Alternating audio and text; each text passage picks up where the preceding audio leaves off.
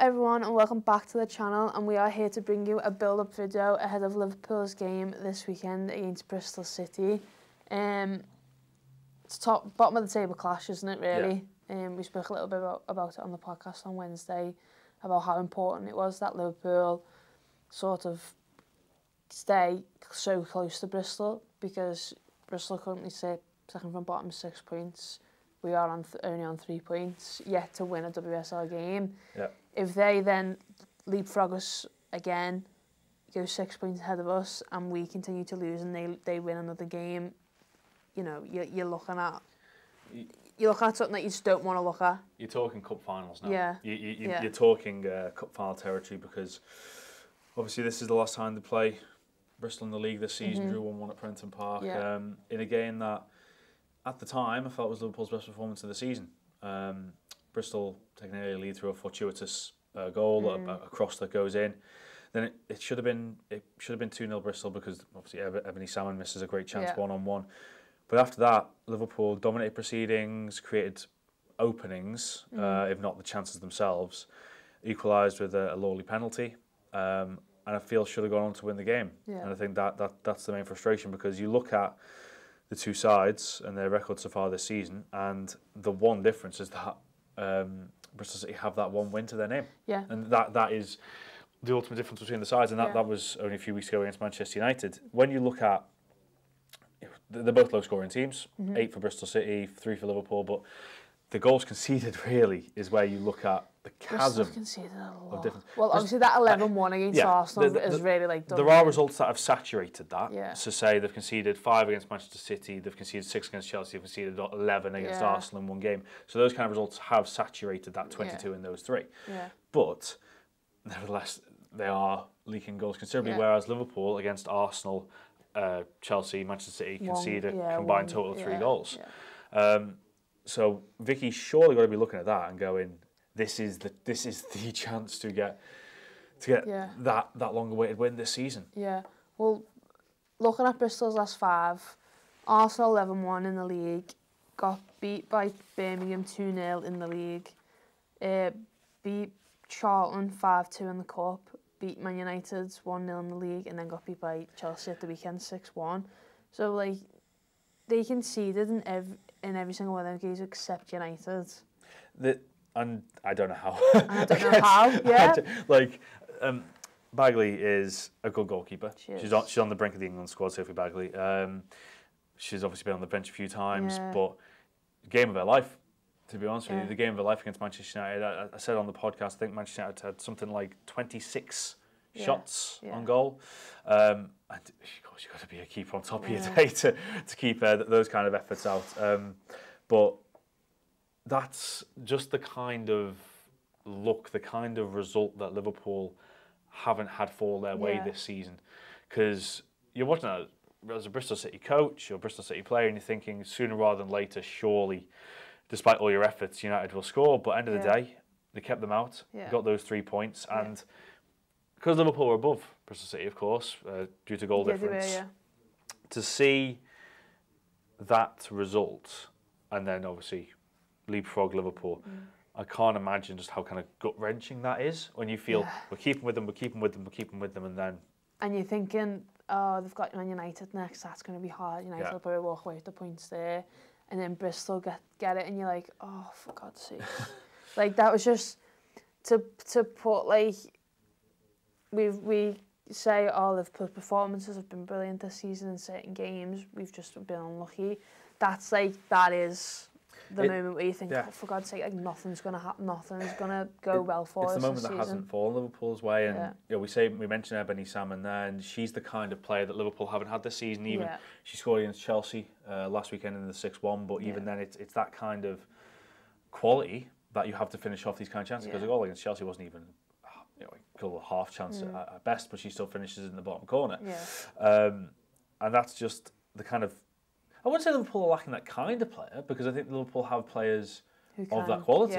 It's players that have that confidence to finish these chances, because when you have only scored 3 goals all season, you can't tell me confidence is high. You can, I think morale can be high. I've seen plenty of pictures of them in training, and it looks like it's a good group. It looks like it's a really good group, but it's having the quality and the confidence to finish it off. You might all get along and, you know, everything might be fine off the pitch, but as soon as you step on the field, it's like, that's when it's most important. That's when you've got to really, like, go for it. And the importance of getting results on Sunday, it really can't be underplayed, I think. Yeah.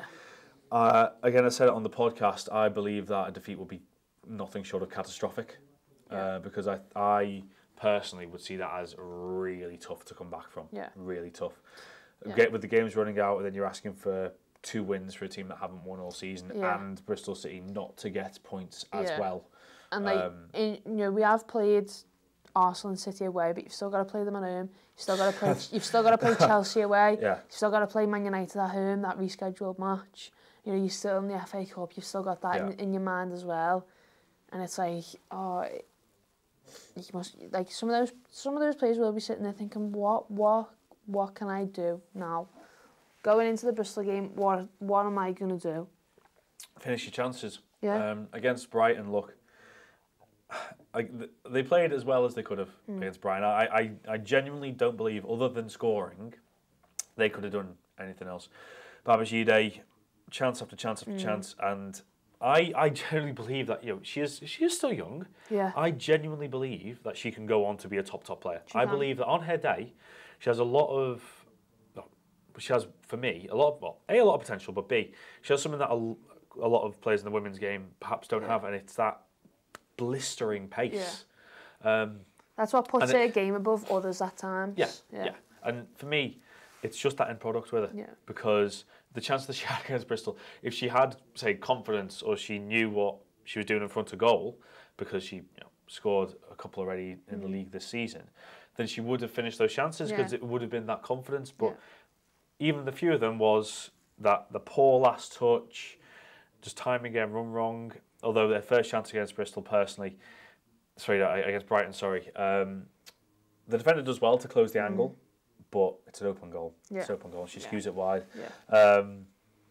And those are the moments, because then Bristol's goal is just a ball into the box, a knockdown, and a back heel. It was a nice finish, but end of the day, incredibly avoidable. And that's the difference. That's the difference, because Brighton shouldn't have won that game, but here we are. Oh, I don't know, it's hard. It is hard. In terms of starting 11 then, is there anyone you're taking out, anyone you're keeping? Who would you go for? No, I'm keeping the same team, because I believe there was enough in that to, as I say, bring the confidence into this game, and say, we know what we were doing right against Brighton. Now it's time to put it right against Bristol City, because, as I say, we're with so many cup finals now for the rest of the season. You got to play strongest 11, and to me at the moment this is Vicky's strongest 11. So you're keeping Babajide up front? Absolutely. I think that she is such a difficult player to cope with, especially when you put her up against a fullback, and she's got the beating of anyone. I think you could talk about end product. That's a completely different scenario. In terms of beating their player, I think she can do it to most players in the league. I really do. Just skip past anyone at will. Anyone will look at her when she's running at full pace. Anyone's going to look at her and go, oh, for God's sake. Like, should Liverpool... I really hope Liverpool don't go down. Should Liverpool go down, I don't believe she'll be at Liverpool next season. That's a genuine belief of mine, because I do believe that she'll have the quality to be attracted to a club in the WSL. And you've got to think of, like, there's the whole thing of, like, funding-wise as well. Like, I don't know how much our players earn. I don't know who's the top earner, who's at the bottom, what they get on a weekly basis. I've got no idea. But they are livable wages. But then if you're then going into the second division in a league that doesn't get as much attention, doesn't get as much funding, money, all that, for players, for clubs, for whatever, then you're going to have to just offload players simply to survive. And I think her age as well. She would be someone that is a very a valuable asset going forward, certainly for a lot of clubs. And if you talk about the midfield three, we said it as well. Lawley, Bailey, and Furness. For me now, there would be less than 0 point in starting 2 holding midfielders in this game. Because Liverpool need to win, and there's absolutely no point in playing two players whose job is not to score. Yeah. No point whatsoever. Yeah. That'd be far too safe, and if it backfires, then you've wasted time in terms of not starting an attacking player in the first place. Yeah. For me, Bailey ahead of Roberts, Okay. and I believe that that'd be the way for the rest of the season. Okay. But you've really got to push forward the case of this is Liverpool's game to win. But Bristol City, if you offered them a point now, They'd take it. You bet your bottom dollar they'd take it. Because then, as I say, with Liverpool, you're looking at Bristol City not dropping any more points and you winning 2 games if Bristol City win. If it's a draw, then still it's a 3-point gap, it's only 1 win, but then you're looking again at Bristol City not picking up any points whatsoever for the rest of the season. And that's far too big a risk. Yeah. Yeah, it 100% is.